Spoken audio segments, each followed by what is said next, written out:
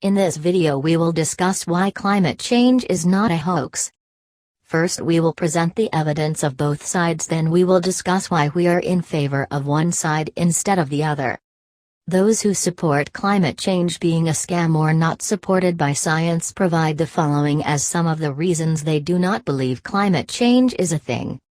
In an answer to a question on Yahoo Answers, someone called Benno defended climate change being unscientific by stating the following. The natural world is constantly changing without any help from us, and the world has seen ice ages and warming periods before. Global warming ended in 1998, or at least the meteorological organizations of the world tell us it was the warmest year on record. There is global warming on Mars as the Martian ice caps have been melting since we've been able to photograph them.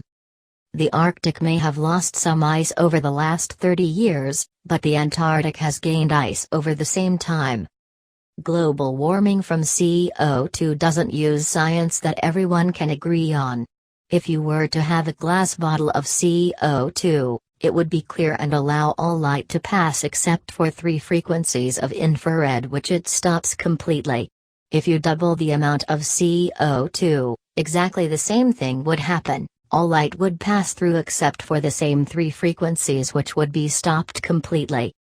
Another article on globalclimatescom.com titled Top 10 Reasons Climate Change is a Hoax could be summarized by saying it revolved around making claims about what could count as evidence for climate change being real is ridiculous.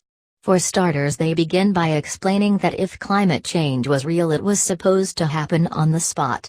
Like all the climate catastrophes and calamities are expected to occur one after the other right during the year 2014 because it was claimed to be the hottest year ever. If during the hottest year ever nothing too scary happened, then why would anything else happen in the next years that will not be as hot as 2014? The absence of any significant impact of climate change on the global climate in 2014 proves to the climate change deniers that there is nothing to be feared regarding global warming or climate change. He then moves forward to counter our concern about ice melting in the Arctic region by the increase in ice formation in the Antarctic region, which is somehow supposed to make up for the decrease in the amount of ice that melted elsewhere, completely denying why the ice in the Arctic region melted in the first place, and sweeping under the rug what the melting ice means as to what the effects of the increased temperatures could be like on a global scale over a prolonged period of time. He literally said, "You'd think that in the hottest year ever that ice would be melting," like Al Gore said. Like he expects that when the weather is a little hotter than usual on the beach that this is supposed to make the ice at the North and South Poles melt right away. Not that if the minimum amount of heat that the North and South Poles are exposed to over a prolonged period of time rises, the ice and the permafrost would start to melt gradually. And there was also snow when people were celebrating Christmas. If global warming was real, the snow wouldn't cover us like that, right? Who said that the temperature wouldn't drop below zero at any moment in the year, even during winter, because of pending global warming and climate change?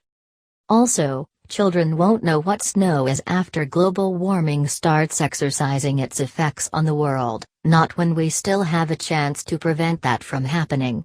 Climate change supporters do not say that the global warming effects have already exerted their full impact yet on Earth. They only mention that we only got little time to take the issue seriously and start acting to prevent the full harmful effects of global warming before they even began. Because if we do not start soon enough, it would be too late to reverse the changes that have already occurred in the future, and we wouldn't be able to cure the world from the full effects and impact of global warming. Notice that you may not like AUK, or you may oppose the Green New Deal in particular, but it is totally unwise to rule out any chances of global warming and climate change being real. You may oppose the far left, progressives, and maybe even the entire Democrat Party. But this is Earth we are talking about. This is our home world, in science fiction terms. It is not that if our planet failed to sustain our life in it in the future, we would just pack up and leave. The home world is always irreplaceable. We should be obsessively paranoid when we are dealing with matters that affects the sustainability of life as it has always been on our home world planet Earth. At least, if climate change turned out to be a scam, we wouldn't be harmed in any way if we started to become more environmentally friendly and reduce polluting our planet. And if it turned out to not be a scam, then we really dodged a bullet here. And it is not just a bunch of people lying to us for some hidden agendas, and they all want to gain some side benefits that has nothing to do with the well-being of people on our planet. There is a lot of hard evidence supporting climate change. And I will do my part trying to present most of them in this video. He also mentioned in this article that, you've probably heard over and over that 99% of scientists believe in global warming. Well, the opposite is true. That talking point came from a study where only 75 scientists said they believe in global warming. On the other hand, over 31,000 scientists have signed a petition saying they don't believe in catastrophic man-made global warming. Well, this doesn't mean what he believes it means. Just because this huge percentage of scientists don't believe that global warming isn't man-made does not necessarily mean that global warming isn't real or scientific. It just means that humanity is not to be solely blamed for this climate change, not that it doesn't exist. There is a difference between global warming and climate change being real, scientific, or true, and global warming and climate change being the fault of human beings on Earth only. This suggests that there are other factors and causes responsible for the matter at hand, and not just the pollution that resulted from the negligent behavior of humans throughout history, especially since the Industrial Revolution. Still does not count as evidence for the claims of climate change deniers. Also, nature being responsible for most CO2 production doesn't exclude the fact that the tiny portion of CO2 production that is originating from human and synthetic sources isn't enough to tip off the balance and trigger climate change and global warming. What if that tiny increase is what, when added to the natural amounts of CO2 production, is enough to cause climate change and global warming? Now let's take a look at the evidence supporting climate change being true or real. Scientific evidence for warming of the climate system is unequivocal. Intergovernmental Panel on Climate Change. The Earth's climate has changed throughout history. Just in the last 650,000 years there have been 7 cycles of glacial advance and retreat, with the abrupt end of the last ice age about 7,000 years ago marking the beginning of the modern climate era, and of human civilization.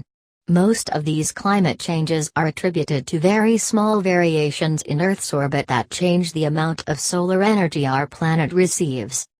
The current warming trend is of particular significance because most of it is extremely likely, greater than 95% probability, to be the result of human activity since the mid-20th century and proceeding at a rate that is unprecedented over decades to millennia.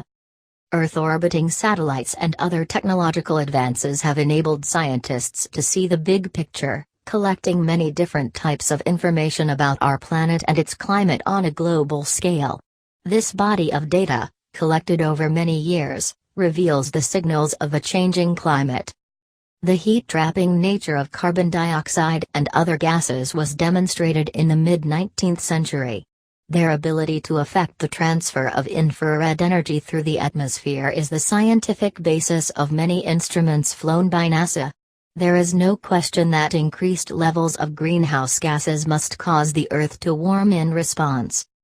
Ice cores drawn from Greenland, Antarctica, and tropical mountain glaciers show that the Earth's climate responds to changes in greenhouse gas levels. Ancient evidence can also be found in tree rings, ocean sediments, coral reefs, and layers of sedimentary rocks.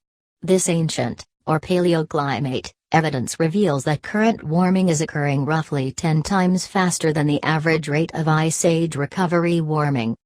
The planet's average surface temperature has risen about 1.62 degrees Fahrenheit, 0.9 degrees Celsius, since the late 19th century, a change driven largely by increased carbon dioxide and other human-made emissions into the atmosphere. Most of the warming occurred in the past 35 years, with the 5 warmest years on record taking place since 2010. Not only was 2016 the warmest year on record, but 8 of the 12 months that make up the year, from January through September, with the exception of June, were the warmest on record for those respective months. The Greenland and Antarctic ice sheets have decreased in mass. Data from NASA's Gravity Recovery and Climate Experiment show Greenland lost an average of 286 billion tons of ice per year between 1993 and 2016, while Antarctica lost about 127 billion tons of ice per year during the same time period.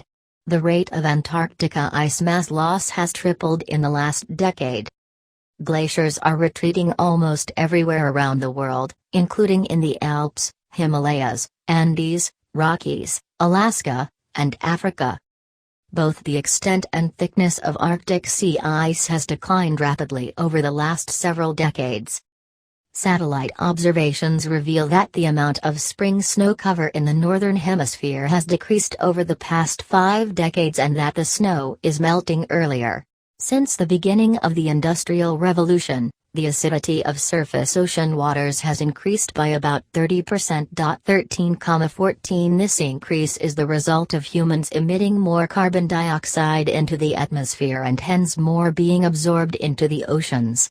The amount of carbon dioxide absorbed by the upper layer of the oceans is increasing by about 2 billion tons per year.